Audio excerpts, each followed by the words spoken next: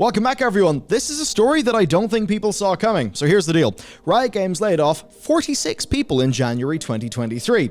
But now, a year later, they are laying off more than 10 times that number. 530 Riot staff have been laid off. That takes the total this year, just from the larger companies we know about, to over 3,000. This is absolutely going to impact the ongoing development of their games, specifically the side projects, things like Legends of Runeterra, Riot Forge, and it represents a company that was at the top of the world with all the revenue that so many could hope for, that's ultimately realized their old decisions are just not paying off.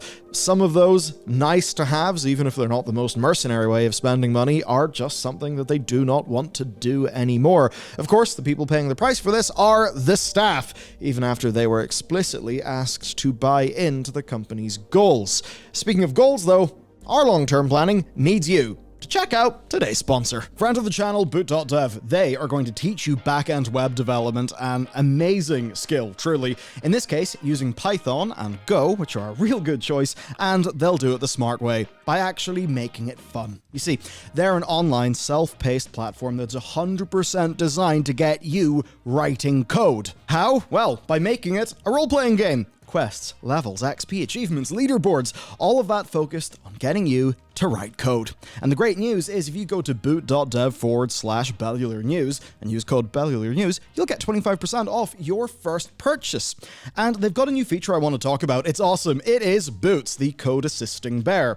He is pretty nifty, an AI trained on Boots material. So if you have questions, what's really cool is he's designed to help you work through them yourself. I mean, if you're a programmer, you've probably heard of the term rubber ducking. Yeah, you can do that. And talking to their founder, well, I learned that actually, their students are using it very heavily. They're really enjoying it. So it's an application of AI that's actually delivering some real value to people. And even for a personal anecdote, like one of our coders found a more efficient way of doing things within Unity, learning about try get component instead of get component, where the former is more efficient. So pretty snazzy. So Boot, they're awesome, and you can check them out today at boot.dev/Bellular News. And if you use that code Bellular News, you'll get 25% off your first purchase. And that's backed by a no questions asked 30-day money-back guarantee, and they've got free demos of all their courses. So yeah, they're being straight up and legit. A big thanks to Boot for supporting the channel. With that said, let's roll. Okay, I'm going to jump straight into the highlights here. So 530 staff are gone. That's 11% of their global, their worldwide workforce. Legends of Runeterra is specifically taking a hit here. Basically, they're going way out of PvP. They're continuing in PvE, but they are significantly reducing the size of that team. It's an interesting situation. I mean, you even have a competitive game like StarCraft 2 that ended up seeing more playtime in co-op commanders. Looking over at, say, Hearthstone. I mean, Hearthstone's regular, ladder play, from what I understand, it pales in comparison to Battlegrounds. It just kind of shows that for a lot of these traditional formats of games, it's actually the alternative game modes that people end up playing more. Meanwhile then, Riot Forge is just wholesale being killed. That was the initiative to do sort of indie games that had a little bit more narrative to them. That said, they are continuing their in-development games, at least the ones that they've talked about, and that means the upcoming Stardew Valley-like game, Bandle's Tale. As for other projects, well, Project L specifically will have its media continue. They still, thankfully, are going to be doing their transmedia efforts like Arcane. Honestly, I would be gutted if Arcane was going to be cancelled after season 2. One thing that I think will be concerning to many, though, is the MMO. I mean, Greg Street left. He, I think, helped in large part to build that MMO team. He was kind of headhunted to do that sort of thing. And yeah, no mention of the MMO here, so that's definitely concerning.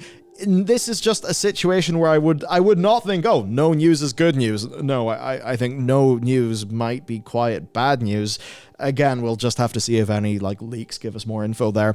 Otherwise, though, Valorant going strong, League going strong, same for TFT and Wild Rift and their general research and development. Those things they consider to be core to the company, and those are safe. And as for what's next, well, they said there's going to be a Riot Now that is focused on product updates. So quite interesting. That Riot Now will have a lot of work to do, so that's essentially where they'll be laying out their portfolio. Certainly thinking about the MMO, I would be looking to see some vote of confidence in that project at this right now.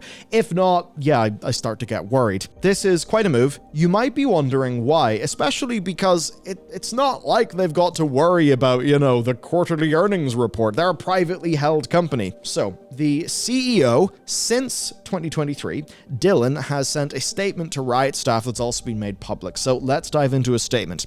As CEO, I'm accountable for the changes we're making and where we're headed in the future, so I think it's important for me to share how we got here and how the next few days will work. Bit of context here, the leadership made investments and bets in 2019 and onwards that were essentially to a multi-game, multi-experience company, and with those, they actually doubled the size of Riot, which, yeah, will have been expensive, and, well, here's what Dylan's got to say.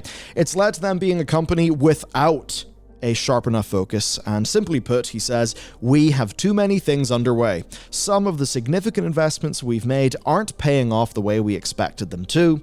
Our costs have grown to the point where they're unsustainable, and we've left ourselves with no room for experimentation or failure, which is vital to a creative company like ours. All of this puts the core of our business at risk. So essentially, the whole multi-game, multi-studio, big vision kind of failed, and these layoffs are the result of that.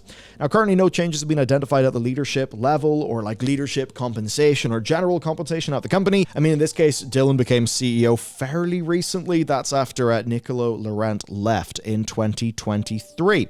And as for what leadership have tried to do up to this point, well, they've rescoped projects by asking leadership to just alter things. They've done some hiring slowdowns. They've done freezes. They've had some cost saving measures and things like that, but obviously not enough to move the needle. Now, thinking about something like this, I think it's worth understanding what the games industry is like. So number one, people would commonly say, oh yeah, you could probably move to Riot and double your money. Or maybe move to Riot, retain roughly the same title, and make half as much again. Riot were paying a hell of a lot of money in the most expensive place to make games. As an example, I heard an anecdote from someone that I know who was working over there, and this individual had somebody poached from them, and the poach, 350 grand a year.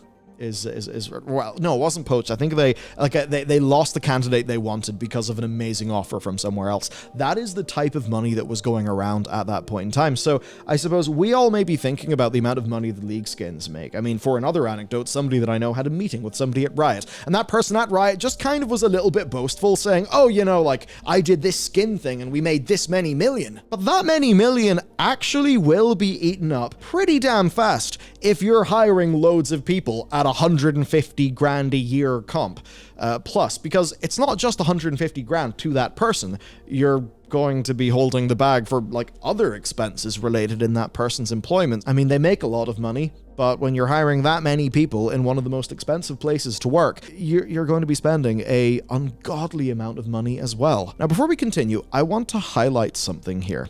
This ostensibly is an email being sent to staff. But it's an email being sent to staff that simultaneously was posted publicly. And that does mean that this is really something we should treat as a press release, right? More so than an email for staff, because it was just publicly given out there. So you'll notice that everything here is talking about how these layoffs are good for the core of the business and good for the players. And look, that very much could be the case. I mean, certainly looking at a lot of the things with Riot Forge, I can see that initiative not making its money back. Absolutely. Just thinking about the costs that Riot would incur doing literally anything because their employee costs are so high. So, yeah, funny little thing. Is this probably good for focus of core products? Yes. Are they framing it like that? Yes. Is this still obviously really shit if you're being laid off? Yes.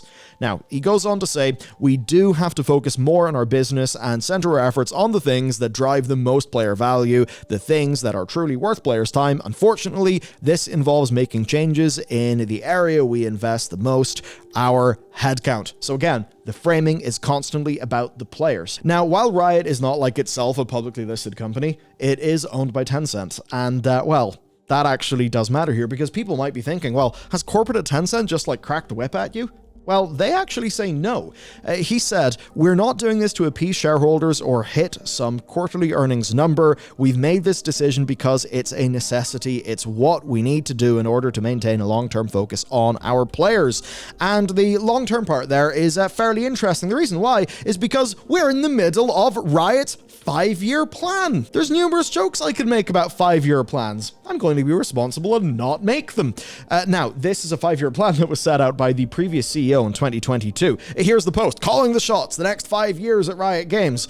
That kind of went off the rails. So whenever I mentioned staff explicitly being asked to buy into a vision of the future, this is the post that we were talking about from the top of this video. So yeah, they were basically asked to get on board with the plan, or if they couldn't, Riot said they would do a monetary settlement to leave and open up the space for somebody who does want to get in on the plan. So this was in 2022. Obviously, a little bit of time has passed. You should note 2022 is peak, like, gaming stonks up. Money everywhere, which is that sort of uptrend that yeah, we're all kind of paying the price for now. And to me, it's kind of fascinating. This is a plan that I think will have been formulated earlier in the pandemic, but it was announced a little bit later in that period. Because look, 2022, that's post the bulk of it. It's absolutely past the worst. And at the point where I think people will have known the trends. So that means, right, saying, oh, it's going to be a new society where we all live indoors and play video games forever, and by the way, we're going to do it in the metaverse.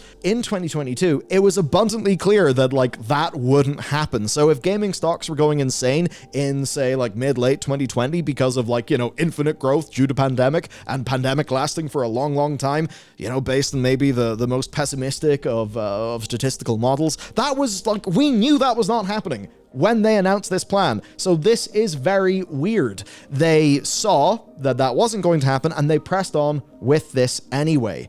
And, you know, we may think it's completely implausible that they're doing this because they're Riot and they have to worry about money, but no, when you spend inordinate amounts of money hiring people in the most expensive place in the world, you better hope you're one of the top companies in the world, because that's the only sort of company that can even be in that arena. And that, of course, means that, as with previous layoffs, yes, staff are basically suffering at the whim of management. That's the tricky thing. Staff ultimately trusted leadership enough to kind of bet the next 5 years of their life if they decided, yes, I am down for this plan, and you know, they've now paid for that. Because thing is, this is not a scenario where it's just staff who are hired for a project and that project is going down, and therefore the company saying, look, didn't work out, we don't need your services anymore, we are a company at the end of the day, we can't just be hiring people, it is what it is. And that's the sort of thing we can all understand. Because one thing that I do want to be very clear about when I'm doing these videos, because we are talking about layoffs a lot, look, I do not expect a situation where, you know, we're just like, oh, a company laid off people because their numbers aren't as good as they thought they were. Damn, they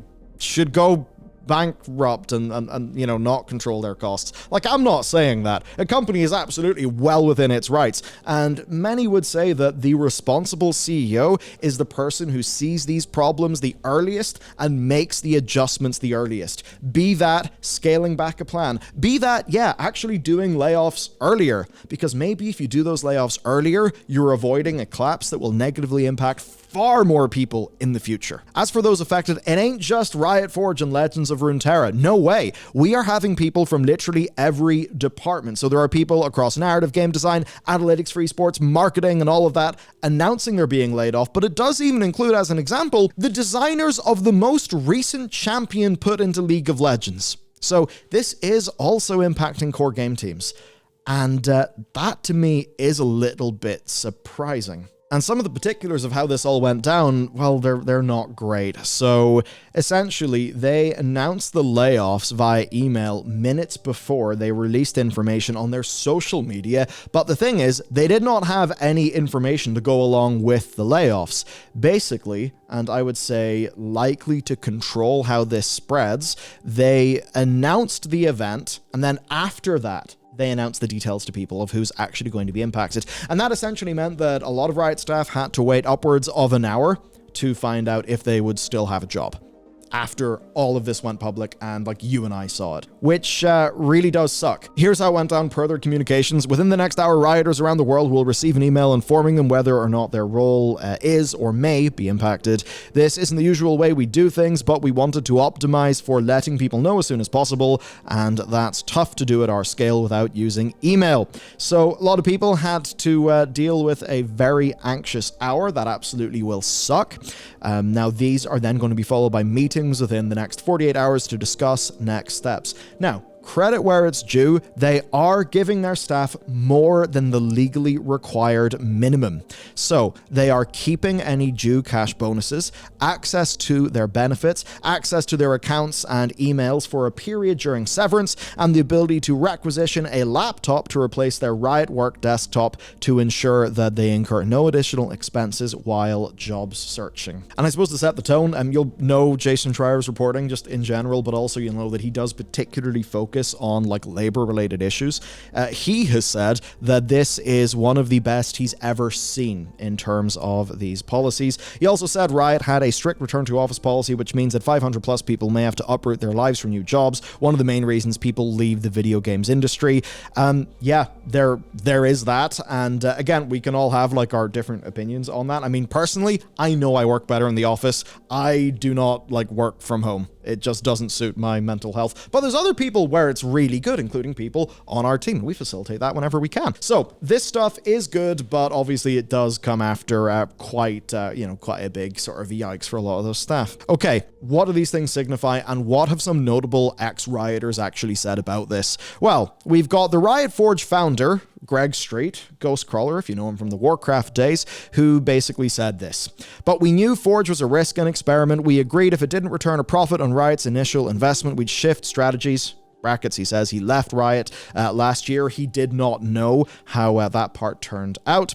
He says Riot, as an institution, struggled with the notion of smaller games. Were indie games just less expensive games, or were they just bad games that couldn't find an audience? Brackets, yes, that's a question we asked. Now, of course, over in this channel, we really love the idea of Riot Forge. I think it's really cool. It's sad that it didn't work out. And I would just have to wonder, how much of this is like those games not hitting ROI, like just based on their development budget? How much of this is them like not hitting ROI based on, you know, this whole thing being administered by Riot, supported by Riot marketing? I mean, look, if you have a publisher, say, I mean, any indie publisher, you know, even people like that we would work with, everybody knows, like, they're not going to be paid as much as a Rioter doing the same job because it's Riot paying Riot money. So, I definitely would wonder. Now, of course, the other side of this is the sort of intangible, right? Which is, for a lot of people, they play these smaller games that have got a bunch of narrative, bunch of heart, and that to them enriches, like, the broader Riot experience, gets them more invested in the world. And there's other examples of this. Take Arcane. Like, I mean, yeah, I'm by default way more interested in like Riot-related worlds because I really enjoyed Arcane. But I'm not buying League skins right now. So until they have the sort of game that could convert me as somebody who's interested into somebody who's paying, a project like that, well, at least for me, it's not paying off. Ultimately then, they were left with a library of games that had not always outstanding, but generally like pretty good reviews. Does that seem to have paid off? No. I think that cancelling the project stuff now, it's less them saying this is a bad investment. I think it's more a change in priorities for what they think is worth the loss. That's why I kind of bring up, Arcane. I think they're just saying to themselves, look, the cultural value of Arcane, that's worth continuing. That's a really powerful stake in the ground. For the likes of Riot Forge, I think they're probably saying, well, it's losing money, it's not having that much of a large impact, and it's going to be taking up some of our organizational focus. Why would we waste our limited focus on something that's not really earning us results? I think it's essentially that. Like, Arcane, it's a big one, but hey, it's one project, one thing to manage, as opposed to your own, like, publishing wing. So I guess it's a lot of those small, but really nice to have things that we're losing. And those are the things that can mean a lot to people. As an example, here's one person, Graham, who did a whole bunch of like narrative stuff. And yeah, no longer has a job. That has made a lot of people who really enjoyed their work not happy. Now, in terms of who's to blame, look, it's obviously all Riot leadership. They made these plans. They approved the plans. They asked staff to get on board with the plans. They wanted to expand their games, their teams, their R&D. And of course, without the absolute 2020 hindsight of knowing that the pandemic boom would eventually end. I mean, I intuited that. And I, on the old personal stock portfolio, I like went out of some things and into some other things because I thought, yeah, well, I suppose that's over now. And yeah, it was sort of proven right. It's all been very silly, hasn't it? It's like, how can us like regular ass people just like know this stuff, but seemingly in C-suites? I've got to imagine it's a bit like, you could be a real sharp captain, but if the ship you are trying to steer and navigate is just so goddamn big that everything that it does is glacial, how much can you really do? And I suppose that might be the situation here. I mean, we all know how long it took Riot Games to actually earn the S in their company name. So there you go. They make League of Legends, they make Valorant, they're maybe going to do an MMO, some other project, but basically it is going to be big, likely free to play, core, probably competitive, community and culture oriented games and large projects to support that. The nice to haves, those sort of like investments, those are going to be gone. It is a new, more focused Riot. And to be honest, this probably is a Riot that's more competitive for the future, because look, they're getting rid of 11% of their staff, and well, we know that those are going to be really expensive staff, and ultimately they're making this decision based on numbers that nobody has. That's the thing. It's very easy, right, to, and it's the thing where I want to, I suppose, myself, like, check my own biases, because by default you hear about this and you think, bastard, look what they've done. And that's a totally valid way to feel, by the way, completely. But I do want to check that bias, and it's very easy for me to criticize that without seeing the numbers myself. If they're saying, well, hey, we got this amazing war chest, but look at the monthly numbers, they're now a loss, or they're too close to a loss, or maybe they're thinking to themselves, well, what if League of Legends underperforms 15% over the next 2 years, they do a financial model, and they actually realize they're in way more risk than they thought they were in. Like, okay, that is literally just a bullshit example that I came up with, but it's inspired by a real thing. That is Fortnite. Fortnite had a lull, and then it really had a resurgence. Thing is, though, that resurgence was based on brand deals. Brand deals that had per unit economics for Epic Games. So whenever they were doing their big layoff, they said, yeah, we're literally spending more money than we earn. And yeah, Fortnite revenue's up. Fortnite profit isn't up as much because a bunch of that revenue goes to, I don't know, Alan Wake. I've lost track. But there you go. That's essentially the situation. Ultimately, what's my take here? It's weird because you're almost saying like, be daring but conservative. Make big shots that will work, but also be very careful. And I suppose navigating all of those dichotomies is, it is kind of what a lot of business leadership ends up being. You will be tugged in different directions, and you'll have to say to yourself, well, I truly think that this 40% prospect project could be the biggest thing we could ever do. But then simultaneously, you might be thinking, but the cost of pulling that off means if anything else that we do has a downturn, we're screwed and we'll go bust. It's maybe a little bit of an extreme example, but you get my point. It's that sort of thing where, hey, Dylan, just like send us your company numbers, and we'll if they look as bad as you seem to be indicating, we'll let people know. But that's ultimately the thing. Like, if it's a big publicly traded company and, you can see, okay, a good example of like, actually, a lot of their unit economics look really good, but they've just had a bit of a wobble. And, the wobble has sent their stock price down, even though the company long-term looks good. And they've just been really mercenary and just executed a few dozen, 100 people just to make the stock number go up, then, or, drive up earnings per share, then that looks like extra turbo shitty. But if it's a publicly traded company and, it's moved from profit into loss and it's actually genuinely, in trouble, well, obviously those layoffs make sense. I think what gets a lot of us, though, is whenever you see just that lovely, Bobby Kotick approved record revenue and layoff combination. I mean, I don't know if Riot have that. That's the thing. We don't have the numbers. I would love to see the numbers because honestly, they would make the entire difference when it comes to reporting on this story. So we don't have them. Hopefully somebody leaks them. But that's it for me. Have a great day. Check out today's sponsor if you want to support our long-term planning and financial stability. And I'll see you next time.